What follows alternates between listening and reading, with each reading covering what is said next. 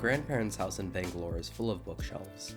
Old British authors line the lower levels, but the few Indian authors are forgotten on the dusty tops, too high for a young reader to reach.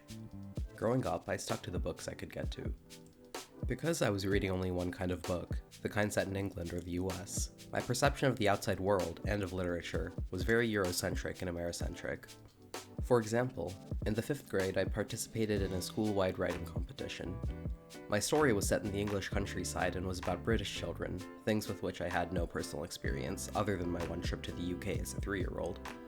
As a result, my story was filled with crude attempts to copy British culture and language, even slang. I recall using the phrase cheerio at least a dozen times in the 3-page story. But one day, my grandmother handed me a copy of Jhumpa Lahiri's The Namesake. It was a book filled with characters and cultural references I could identify with. I was hooked. I went on to read more books about the Indian and immigrant experiences.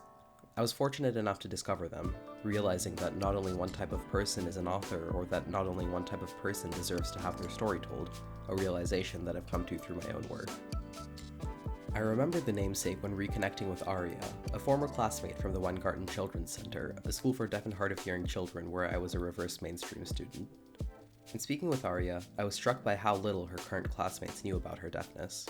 In the 10th grade, I wrote a children's book about Maya, a deaf Indian girl, and Sid, a boy who's deeply curious about Maya's cochlear implants.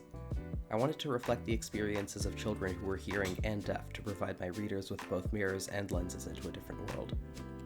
After self-publishing the book, I read it at local elementary schools with Arya.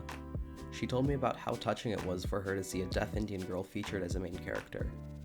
Over the past 2 years, I've continuously heard from families whose children identified with Maya. Realizing that not only one kind of person could be an author was so validating and helped me become a better creator in my own right.